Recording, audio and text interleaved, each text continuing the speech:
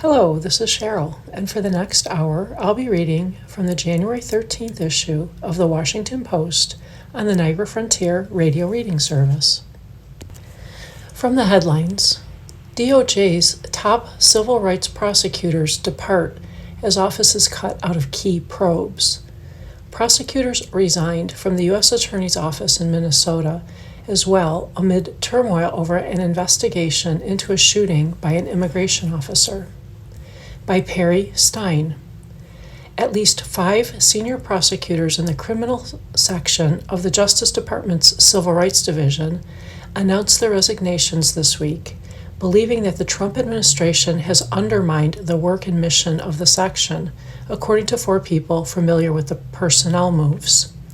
The office is the only part of the Civil Rights Division that handles criminal violations of the nation's civil rights laws. For years, the Justice Department has relied on the section to prosecute major cases of alleged police brutality and hate crimes. The announcement of the resignations followed the administration's highly unusual decision to not include the Civil Rights Division in the initial investigation of an immigration officer's fatal shooting of a woman in Minneapolis. The departures wipe the office of its most experienced prosecutors, including the section's longtime section chief and deputy, Jim Felt, and Paige Fitzgerald, career attorneys who served in their positions during President Donald Trump's first administration and through President Joe Biden's administration. 3 other supervisors and senior litigators are also leaving. On Tuesday, at least 3 veteran prosecutors in the U.S. Attorney's Office in Minnesota, an office that would typically work alongside the Civil Rights Division to investigate the shooting by the officer, resigned, according to emails obtained by the Washington Post. At least 2 of the prosecutors, the office's first assistant U.S. attorney and another attorney who had been there for more than 7 years, did not say why they were leaving. One person familiar with the office said there had been frustration and confusion over the handling of the shooting probe. The person spoke on the condition of anonymity to discuss personnel matters. The prosecutors in Minnesota did not immediately respond to requests for comment. Felt and Fitzgerald did not immediately respond to requests for comment Monday evening. The department has been offering voluntary early retirement packages to certain sections, and some of the departing civil rights prosecutors qualified for that option. Some indicated to their colleagues before the Minnesota shooting that they were considering the retirement packages. Although we typically don't comment on personnel matters, we can confirm that the criminal section leadership gave notice to depart the Civil Rights Division and requested to participate in the Department of Justice's early retirement program well before the events in Minnesota. Any suggestion to the contrary is false, a Justice Department official said in a statement. The prosecutors informed their colleagues of their resignations Monday. People familiar with the section who spoke on the condition of anonymity to discuss personnel matters said the lawyers who are leaving did not attribute their decisions to the Minnesota investigation. Trump's appointees at the Justice Department pushed out and transferred many of the section heads and deputies in the Civil Rights Division in the early days of the administration, but the leadership of the criminal section was largely left intact. For months, however, frustration has been growing within the section, according to people familiar with the division who said that further resignations are likely. Many lawyers in the office have said they feel the administration has prevented prosecutors from doing their work. The administration has repeatedly reversed positions on cases the section has spent years litigating. In July, for example, the Civil Rights Division told a judge that the Biden administration should not have prosecuted the Louisville police officer convicted in connection with a raid that resulted in Breonna Taylor's death, and asked that the officer received 1 day in jail.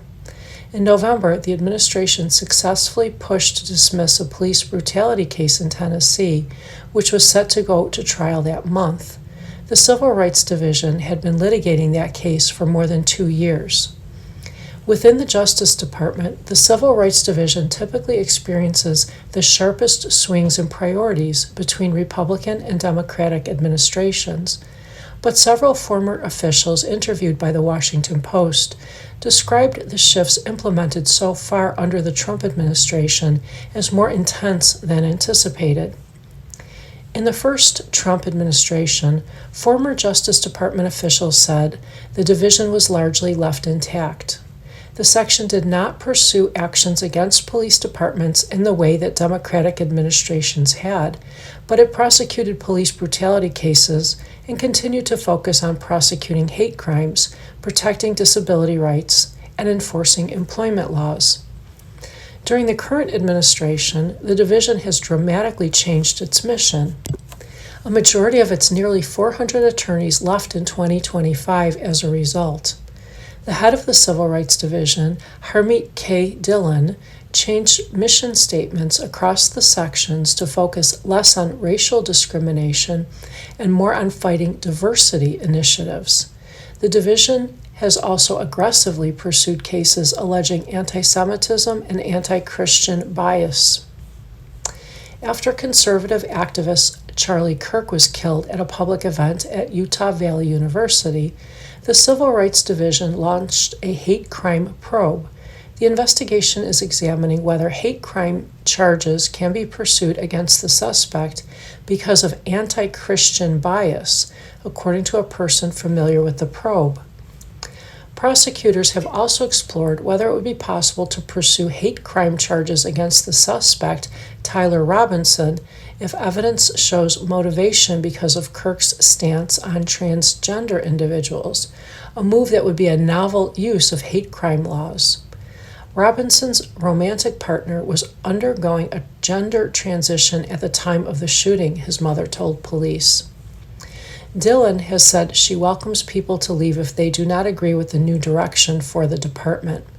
Dillon told conservative podcaster Glenn Beck in April that she intended to send a new message to her staff. "These are the president's priorities," Dillon said on the podcast.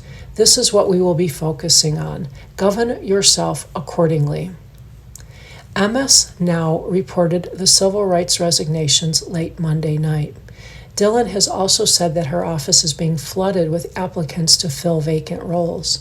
But people familiar with the division said that just a fraction of the open roles have been filled, a process impeded by a lack of qualified candidates and bureaucratic delays. Some of the sections within the division are so understaffed that they cannot effectively complete their workloads. This exodus is a huge blow, signaling the disrespect and sidelining of the finest and most experienced civil rights prosecutors, said Vanita Gupta, the head of the division during the Obama administration and the Associate Attorney General during the Biden administration. It means cases won't be brought, unique experience will be lost, and the top career attorneys who may be a backstop to some of the worst impulses of this administration will have left. The Civil Rights Division was established in 1957 as part of that year's Civil Rights Act, which focused on fighting racial discrimination. Since its launch, the division has been tasked with upholding the civil and constitutional rights of all persons in the United States, particularly some of the most vulnerable members of our society, according to the Justice Department's website. The office has 12 sections that aim to combat discrimination in educational opportunities, housing, employment, voting, and more. Hannah Natanson contributed to the report. Continuing from the headlines. Clinton fails to show for Epstein deposition, threatened with contempt of Congress. In a letter, the former president said a subpoena issued by the House Oversight Committee was invalid and legally unenforceable. By Kadea Goba. House Oversight Committee Chairman James Comer, Republican, Kentucky, threatened Tuesday to hold Bill Clinton in contempt of Congress after the former president declined to appear before the panel for a closed-door deposition related to its investigation of convicted sex offender Jeffrey Epstein. I think it's very disappointing, Comer told reporters Tuesday. We will move next week in the House Oversight Committee to hold former President Clinton in contempt of Congress.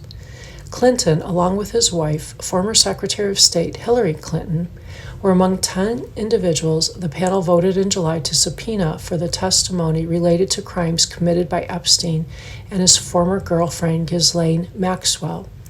Hillary Clinton is scheduled to testify Wednesday, but does not plan to appear.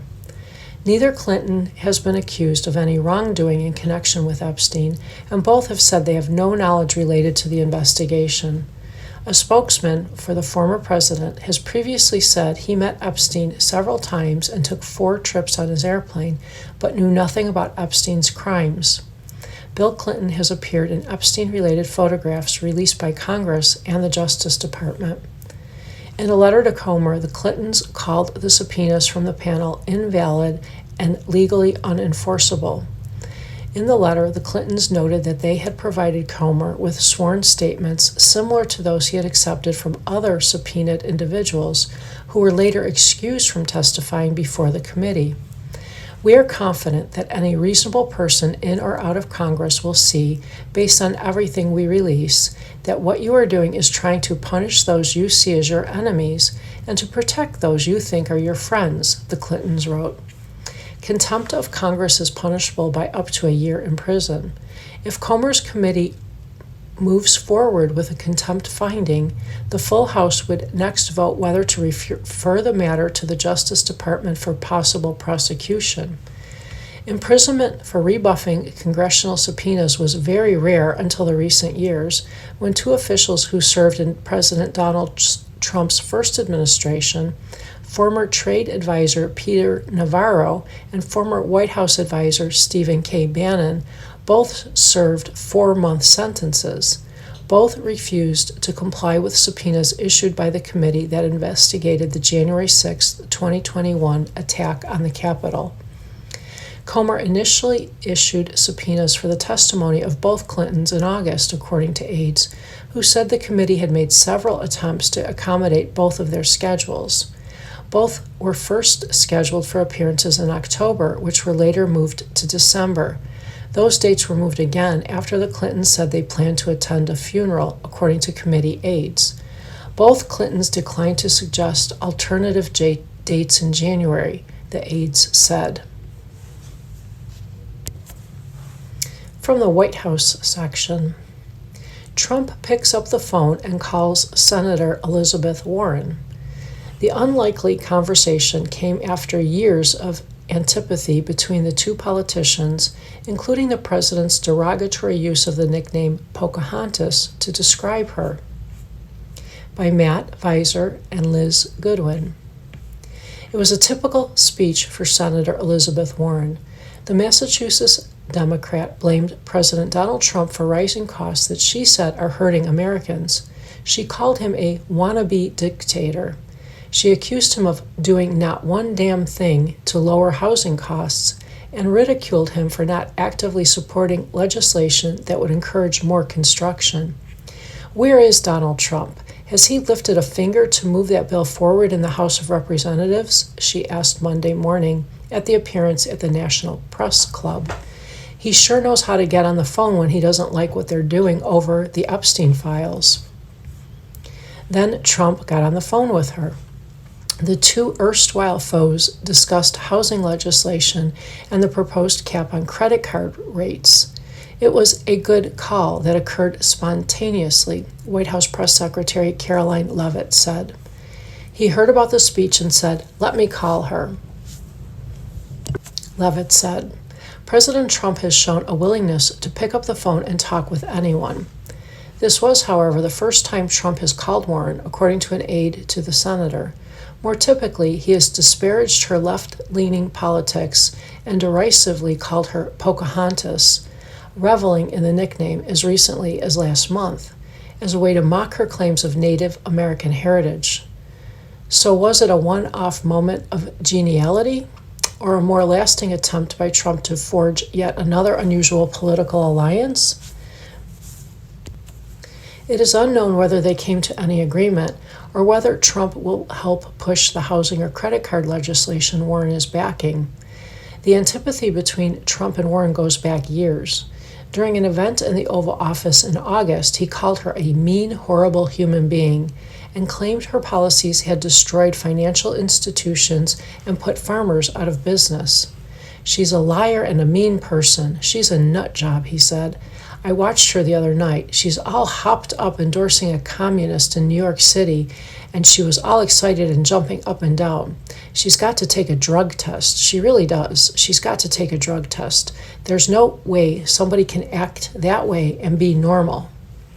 Trump that day was referring to her endorsement of Zohran Mamdani, who went on to win New York's mayoral race, and who has had a cordial meeting in the Oval Office with Donald Trump in December. In her remarks Monday, Warren criticized Trump for not doing more to help working families, lowering housing costs, and cap credit card interest rates. Warren said in a statement that she delivered the same message to Trump after he called her.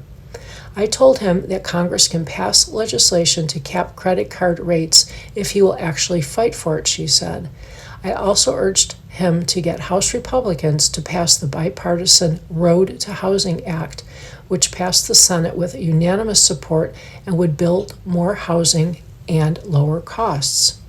In a question and answer segment after the speech, Warren was asked what she thought of Trump's proposal to cap credit card interest rates at 10%. "Let's go, I'm ready," she said. "I have that one written out. We are ready to move that one in Congress on the Democratic side. And where has President Trump been? Missing in action."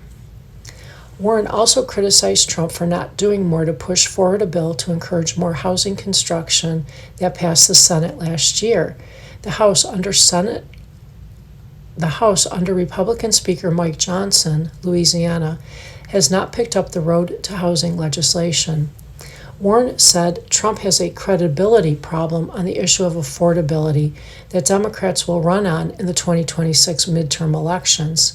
He's just shooting out one idea after another and doing not one damn thing to actually lower the cost of housing for the American people, she said. Much of Warren's speech was focused on the future of the Democratic Party, as she urged party leaders to embrace an economic populist message and to stop sucking up to the rich and powerful by watering down calls to tax the rich and rein in the power of large corporations. But she also called Trump a wannabe dictator. Not long after, he was on the phone. You are listening to a reading of articles and features from the Washington Post on the Niagara Frontier Radio Reading Service. From the health section, a $2,500 full body scan said he was healthy, then he had a catastrophic stroke. Prunivo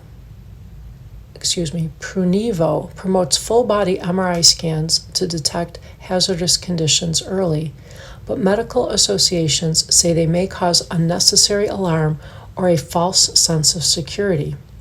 By Peter Wiorsky. In July 2023, a 35-year-old Manhattan man decided to undergo a full-body health scan, a celebrity-endorsed trend aimed at people anxious about their body's secrets and moneyed enough to afford the knowledge. The industry advertises that the MRI scans can detect hundreds of treacherous health conditions, such as cancers and aneurysms, before they become catastrophic. While the scans have been criticized as an extravagance within U.S. healthcare, proponents say they can offer peace of mind. Sean Clifford had his scan done by Prunivo, one of the most prominent companies in the field. Kim Kardashian has described its screening as life-saving. The company's website says a 45-minute whole-body scan, now priced at $2,500, can detect subtle changes early and spot potential issues before they become serious. The report based on Clifford's scan indicated no major problems according to a copy sent to him. But 8 months later, he suffered a debilitating stroke, leaving him with paralysis in his left hand and left leg, according to a lawsuit he filed against Prunivo and the doctor contracted to interpret the scan. He alleges that the company overlooked signs of trouble that appeared in the scans of his cerebral arteries.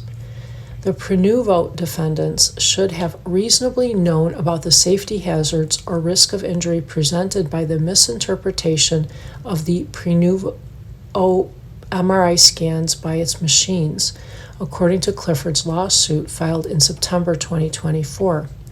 According to a radiologist cited in the lawsuit, Clifford's health report was an obvious miss. His cerebral and cerebellar vascular were incorrectly described as normal. Clifford's attorney, Neil Bushhan, said the family asked for privacy and declined further comment.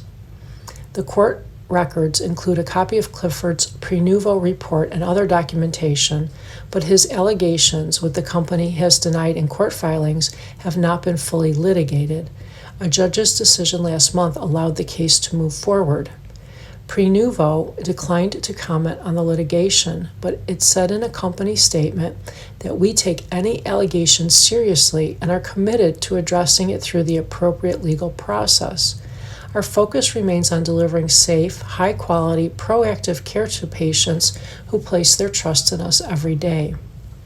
The lawsuit represents another aspect of the controversy over full-body scans, which have been criticized for detecting minor abnormalities that provoke unnecessary follow-up testing and for being overly broad.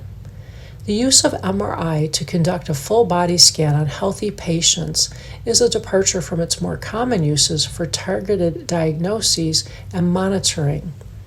Amid burgeoning interest in personal health data, these concerns are sometimes overwhelmed by publicity from the technology's high-profile advocates. Prenuvo has drawn a slate of investors, including supermodel Cindy Crawford, the CEO of 23andMe, Anne Wojcicki, and the investment firm Steel Perlow, whose chairman is Eric Schmidt, the former Google chief executive. On her Instagram account, Crawford has posted a picture of herself and her husband with one of the Prenuvo scanners. The couple that scans together stays together, she wrote. Paris Hilton also endorsed the company, writing on Instagram she was impressed with her fast results.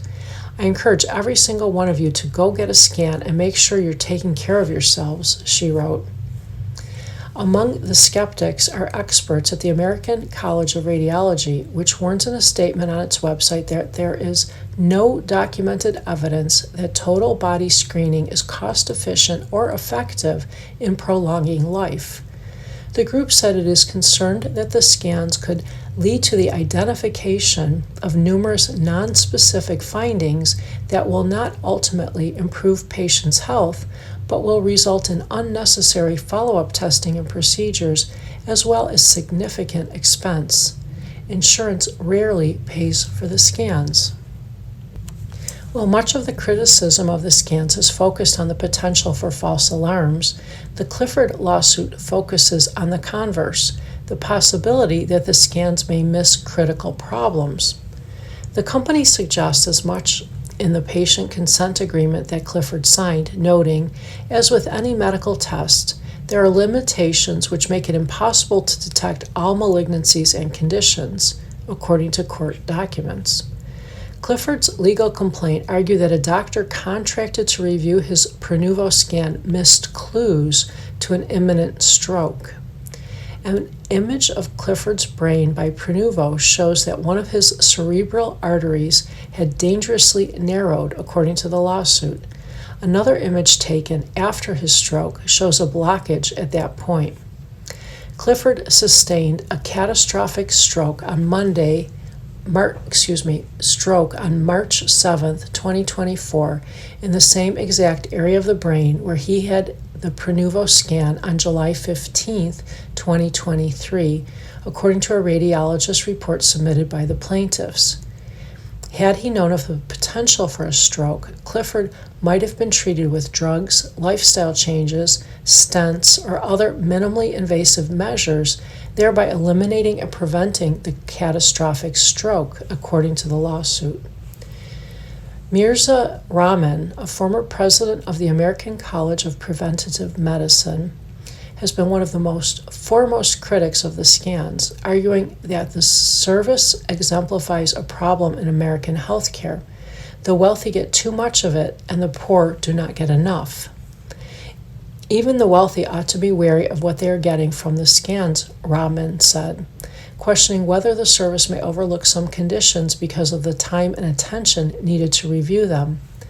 Do the radiologists have sufficient time to carefully look at the bones, the vessels, the organs, and all the other information that is generated by such scans, Rahman said. That is a question that needs to be answered.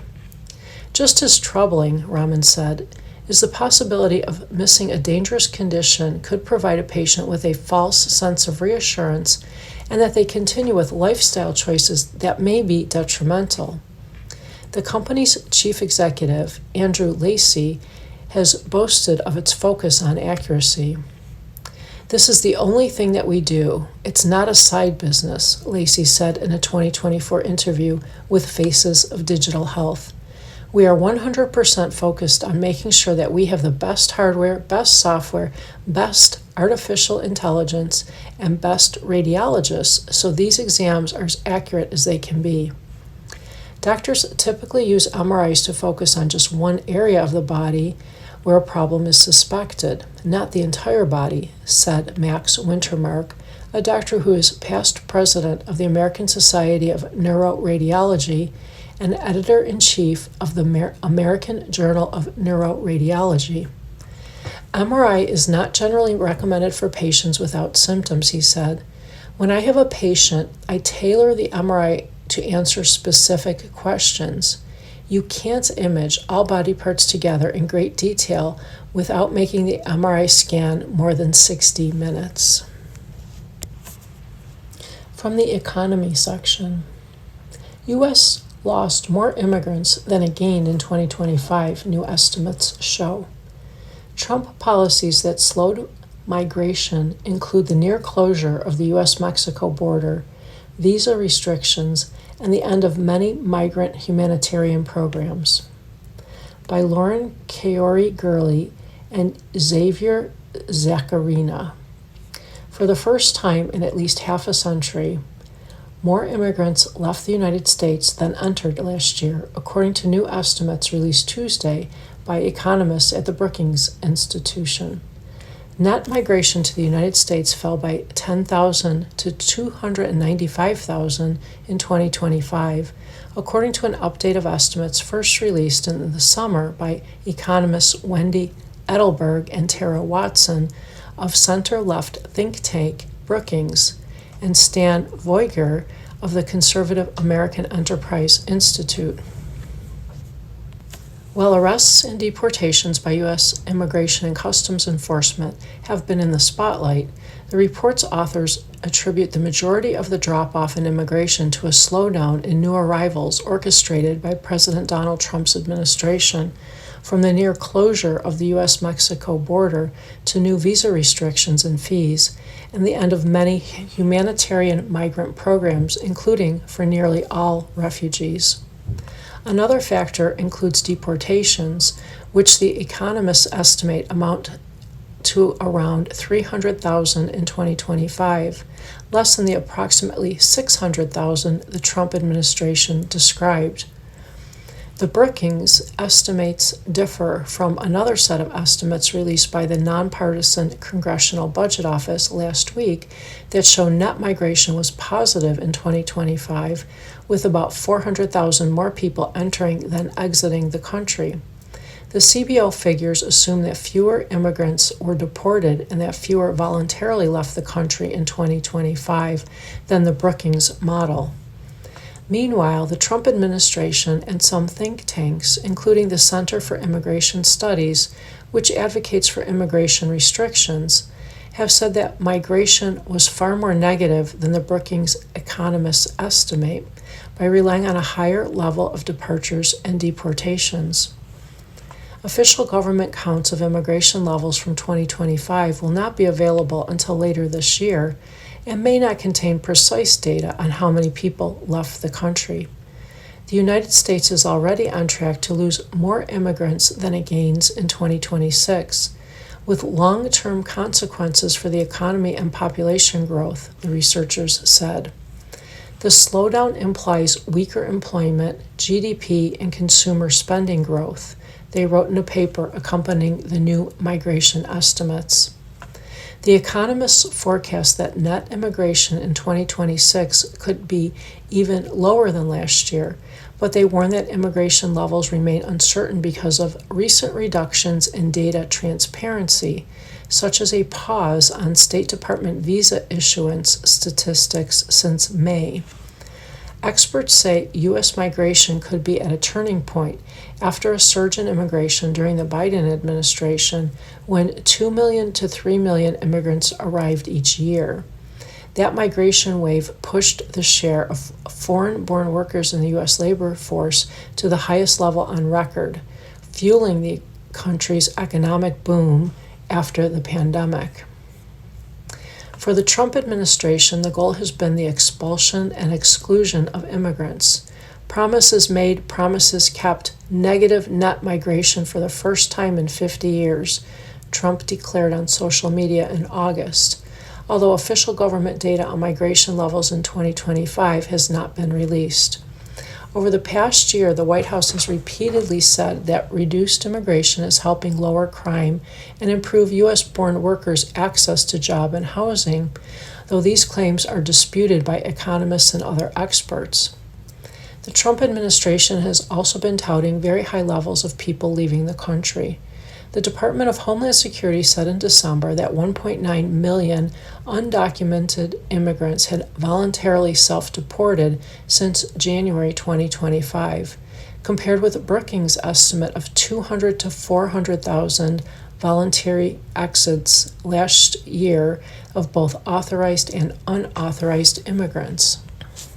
Some economists, including Jed Kolko, a senior fellow at the Peterson Institute for International Economics and a former Commerce Department economist, have said they believe the Trump administration is misusing Census Bureau data to infer those numbers. The economists behind the latest Brookings report say that a net loss of immigrants has economic ramifications that are rippling across the country. Consumer spending is expected to fall by between $60 and $110 billion over 2025 and 2026, their estimates found, as some immigrants leave and others who remain pull back their spending. Meanwhile, the economy is already creating fewer jobs, partly because of immigration restrictions. Job creation plummeted last year. It was the second weakest year for growth since the Great Recession, according to Labor Department data released last week. The economists wrote that they expect negative immigration, including green cards and temporary visas issued from abroad, unauthorized immigration and parole, and outflows, including deportations and the voluntary departure of immigrants. In the lead up to Trump's crackdown, nearly all growth of the U.S. population and workforce had been fueled by immigration because of an aging native-born population and declining fertility rates. You are listening to a reading of articles and features from the Washington Post on the Niagara Frontier Radio Reading Service. From the Courts and Law section. A West Virginia teenage trans athlete's case goes to the Supreme Court. The Supreme Court is to hear arguments about a teenage trans athlete competing despite a state law that bans transgender women and girls from women's sports teams. By Julian Mark.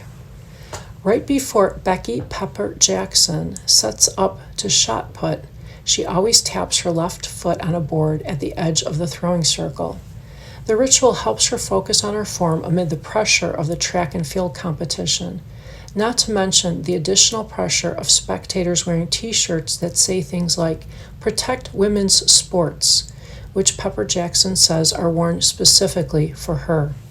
The 15-year-old is the sole transgender student athlete in West Virginia, according to her attorneys, and her bid to continue playing competitive sports is in the hands of the Supreme Court.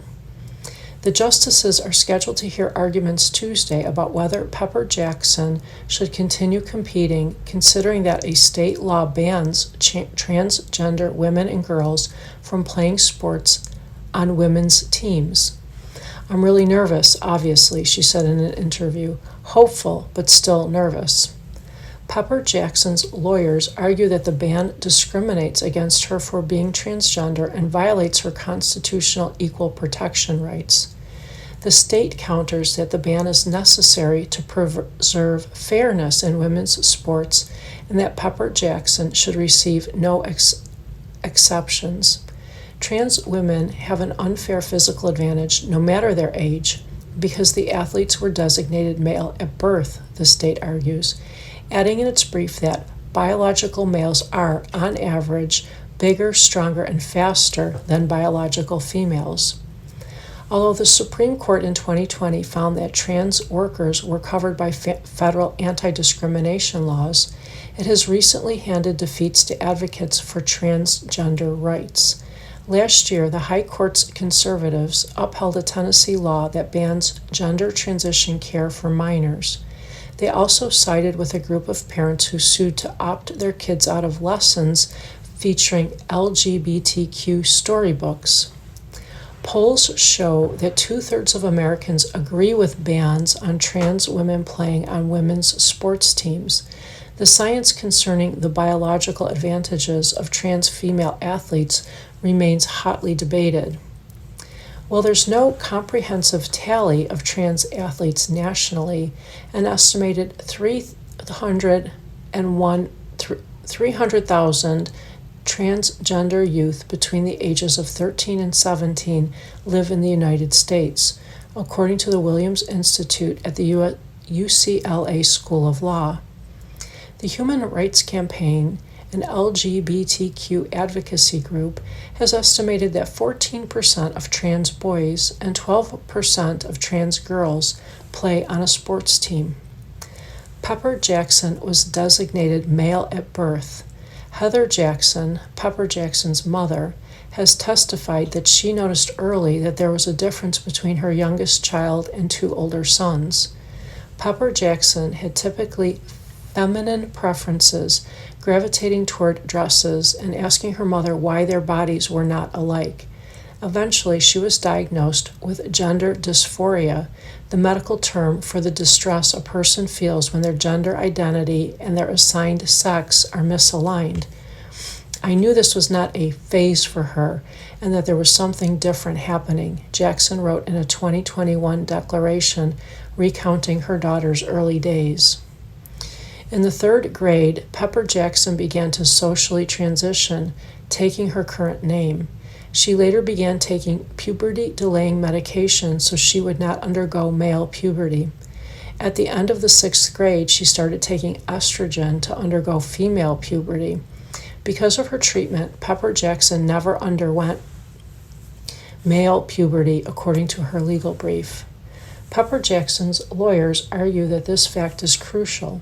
She has physiological musculoskeletal characteristics of cisgender girls and none of the testosterone-induced characteristics of cisgender boys, they wrote in a brief to the court. Being from a family of runners, Pepper Jackson wanted to run cross-country, but in 2021, her middle school principal told her mom that Pepper Jackson couldn't join the team. Only months earlier, West Virginia had passed a ban on trans women playing on women's sports teams. Pepper Jackson and her mother sued, and lower court rulings have allowed her to compete as her case plays out. The Supreme Court plans to hear Pepper Jackson's case at a time when 29 states ban trans women from playing on women's sports teams. Pepper Jackson says West Virginia's ban violates her equal protection rights. She also contends that the ban violates Title IX, a federal civil rights statute that prohibits sex-based discrimination in education. The state argues that the ban honors the intent of Title IX, which was enacted to give women equal opportunity in education and scholastic sports. In the case of athletics, sex must be taken into account, and sports competitions must be separated by sex to preserve fairness and safety, the state's lawyers say. The justices will hear Pepper Jackson's case alongside a separate case brought by Lindsay Hecox, a 25-year-old Boise State University student who says a similar ban in Idaho violates the Constitution's Equal Protection Clause. But Hecox has asked the High Court to dismiss her case, saying she's stopped playing sports and wants to graduate free of the extraordinary pressures of litigation. The justices have nonetheless ordered arguments to proceed. There's scientific consensus that the high levels of circulating testosterone in cisgender men primarily give them an advantage in sports, according to Joshua D. Safer, executive director of the Mount Sinai Center for Transgender Medicine and Surgery, and a key witness for Pepper Jackson. Before puberty, there's minimal or no differences in athletic performance between cisgender boys and girls, largely because of the low levels testosterone in both groups, Safer testified in 2021. The state of West Virginia counters by saying transgender girls have inherent physical advantages no matter their age. Attorneys for the state cite a 2024 study that concluded non-transgender men perform better at all ages. The study found that boys between the ages of 7 and 12 ran about 4% faster and jumped about 7% farther than girls in the same age group. But during middle school, Pepper Jackson ran near the back of the pack in cross country, according to her brief. Her track and field coach told her she would not make the team as a runner, so the coach suggested she try shot put and discus. I was not the best, obviously, but I fell in love because of the community around it, Pepper Jackson said in an interview. Everybody was just so kind and really supportive. Everybody just wanted everyone else to do their best. At her first meet in 2022, Pepper Jackson placed 36th out of 45 in shot put, according to a legal brief. At a subsequent meet, she placed 15th out of 25 in discus. She gradually improved. During the 2024 season, she placed first in shot put in 6 consecutive meets, often outdistancing her closest competitors by several feet, according to her athletic records. Pepper Jackson says her success was a result of hard work and practice, but lawyers for West Virginia say she improved faster than her teammates because she has an unfair physical advantage. Her participation displaced hundreds of girls and prevented some from competing in end-of-season championship meets, lawyers for the state wrote. Now a sophomore in high school, Pepper Jackson continues to perform well in both discus and shot put on the varsity team. Though she placed first several times during the 2025 season, she also was frequently beaten by other girls. In April, she placed 9th in shot put at an invitational event, finishing behind a mix of seniors, juniors, and a freshman competitor. She says competing and even winning can be a bittersweet experience. She says she sees protesters at every track meet. During a 2024 meet, students from a rival school declined to participate in a match against Pepper Jackson after the U.S. Court of Appeals for the Fourth Circuit allowed her to continue competing. During a West Virginia meet in May, a high school senior who won a running event wore a shirt that read, "Men don't belong in women's sports." It's really hard to get used to being constantly judged and silently looked at like you're a monster, Pepper Jackson said. I try not to let it bother me, but it's a shock every time. Win or lose, she said, bringing a case to the Supreme Court starts conversations and it brings more of these issues to the public eye. You are listening to a reading of articles and features from the Washington Post on the Niagara Frontier Radio Reading Service. From the Personal Finance section, the new versus used car debate is dead. They're both expensive debt traps. A record number of buyers of both new and used vehicles are locked into monthly payments of $1,000 or more, new data shows. Column by Michelle Singletary. The affordability crisis in America is not a hoax. Just ask anyone in the market for a car. Whether it's new or used, landing a vehicle with a manageable monthly payment is increasingly difficult. According to the car shopping site Edmunds, more than 20% of new car buyers are locked into monthly payments of $1,000 or more. That's 1 in 5 and an all-time high. But here's the truly troubling part. Holding down car ownership costs used to be a relatively simple call. Buy used, not new. But that advice is losing utility as prices for pre-owned vehicles soar. According to Edmunds, 6.3% of used car buyers face monthly payments of at least $1,000 based on fourth quarter data. Shoppers, on average, are financing nearly $30,000 of that purchase, stretching those payments out over 70 months. For most Americans, a car isn't a luxury. It's a requirement to get to work and to keep the lights on, food on the table, and a roof over their heads. But these numbers show that buying a car, new or used, has become a debt trap for many. The average monthly payment in the fourth quarter was $772 for new and $570 on used, with interest rates of 6.7% and 10.6% respectively. Combine super high prices of these vehicles with interest rates that we haven't seen since 2007, 2008, and we have this perfect storm of where you're borrowing a lot of money expensively, said Joseph Yoon, a consumer insights analyst for Edmunds. If you're looking for a vehicle, be realistic about what you can afford. Here's some critical questions you should ask yourself long before you start shopping. What is the total cost of ownership?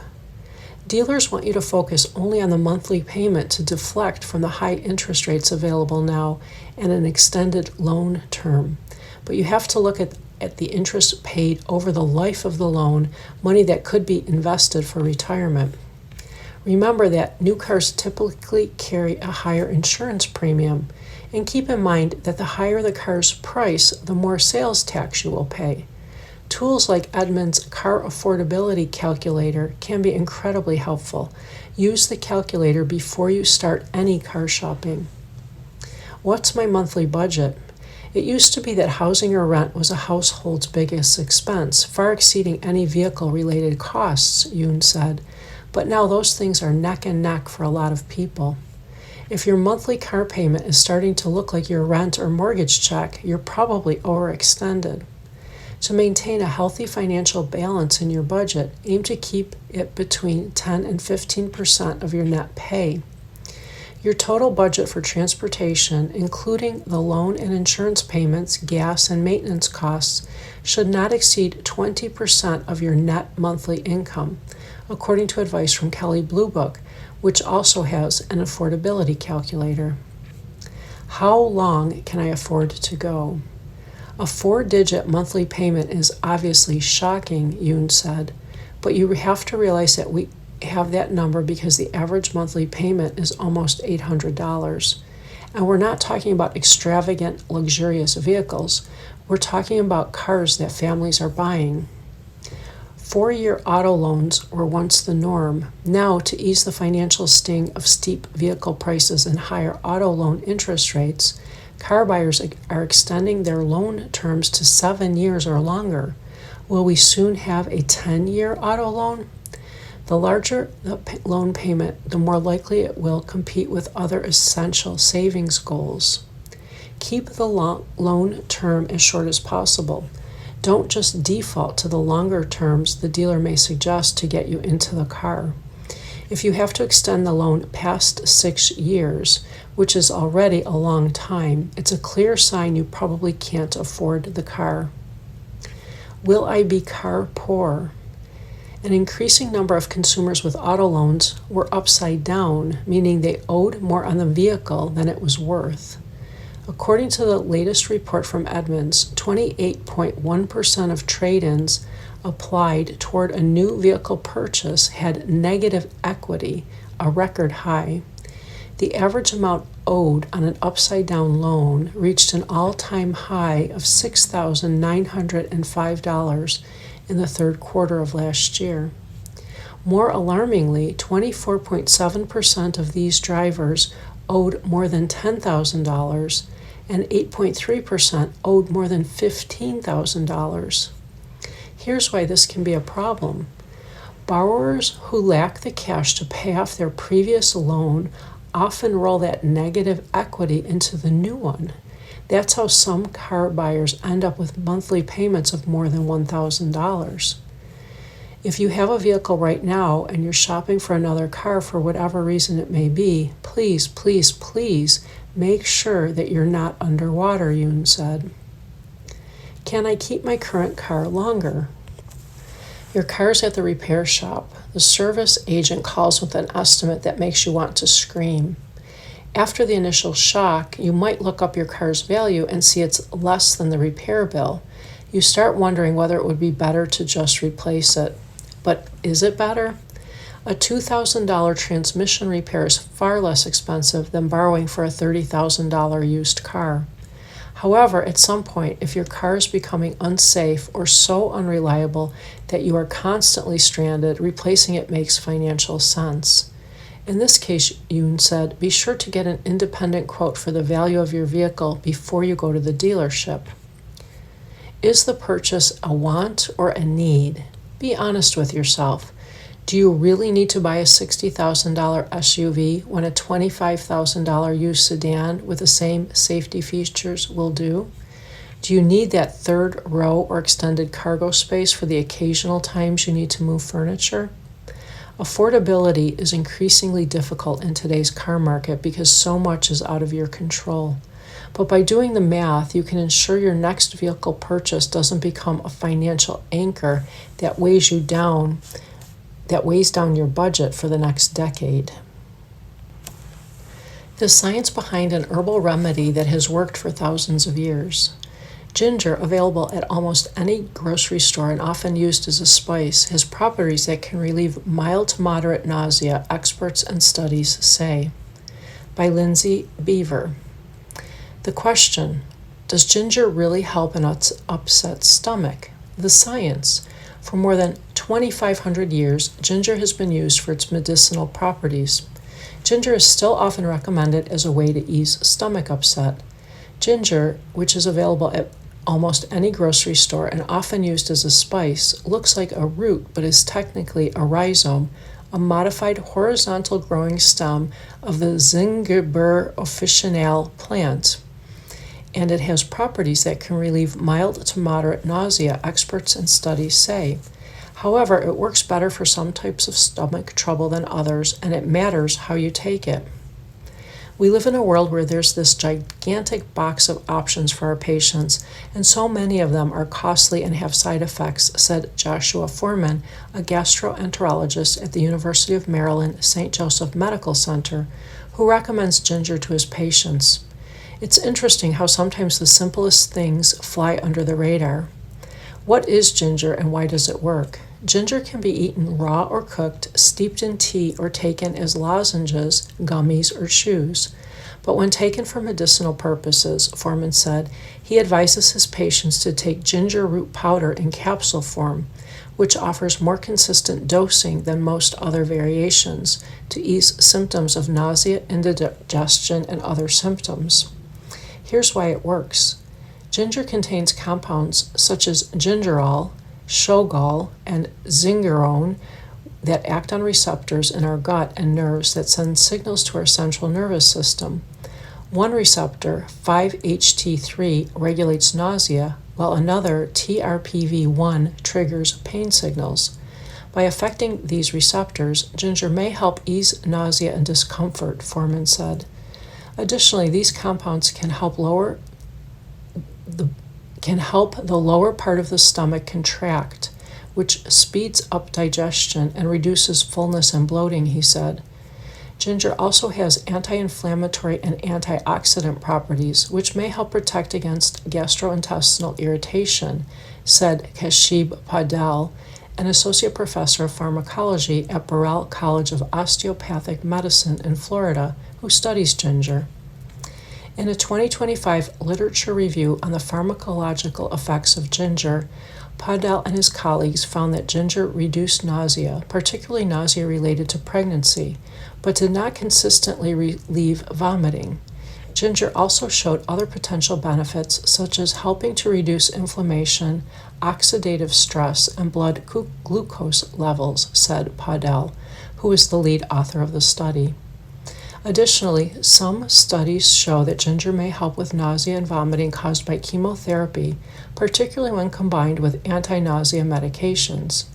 It may help ease nausea after surgery, though findings are mixed on post-operative vomiting. It may also help with nausea related to migraine pain. There isn't enough data, however, to suggest that ginger can curb nausea related to stomach viruses, hangovers, or chronic acid reflux, Padel said. How should I take ginger for a stomach ache? The amount of ginger used in studies to treat nausea varies from 500 to 1,500 milligrams divided throughout the day, with 1 to 3 grams daily at the upper end. More than that, and it may worsen reflux, heartburn, and other gastrointestinal symptoms. Foreman said he recommends taking 500 milligrams twice per day. If you like the taste, fresh ginger root works well in hot tea, though it's harder to figure out what dose you are getting, Foreman said. Just boil freshly grated or sliced ginger in a pot of water and let it steep for at least 10 minutes, then strain out the ginger. Add a tea bag or loose tea leaves, which you would also strain out, and if you like, honey and lemon. Foreman cautioned against using store-bought ginger tea drinks, as they often contain sweeteners and other ingredients. Don't waste your time with most ginger ales, Foreman said. Many contain ingredients such as high fructose corn syrup and very little ginger, sometimes using artificial ginger flavoring. Ginger beers, which are generally non-alcoholic despite the name, can sometimes contain more ginger than soda, but the amount can vary. Who shouldn't take ginger medicinally? Although ginger is generally considered safe and is almost universally well tolerated, it can lower blood sugar and impair blood platelet function when taken regularly at high doses, Foreman said. If you have diabetes or take blood thinners, talk to your doctor before taking ginger supplements. Additionally, there is limited clinical data on the use of ginger in young children, so before giving it to your child as a daily supplement, consult a pediatrician, Padel said. Ginger should be viewed as a supportive, evidence-based complementary option, not a cure-all, and people with persistent or severe gastrointestinal symptoms should seek medical care rather than trying to treat the condition on their own, he said. The bottom line. Ginger, whether taken in capsules or fresh, homemade tea, can ease mild to moderate nausea, but research doesn't show that it consistently reduces vomiting. It also hasn't been shown to help with nausea related to stomach viruses, hangovers, or chronic acid reflux. You've been listening to a reading of articles and features from the January 13th issue of the Washington Post. Your reader has been Cheryl. Thank you for listening.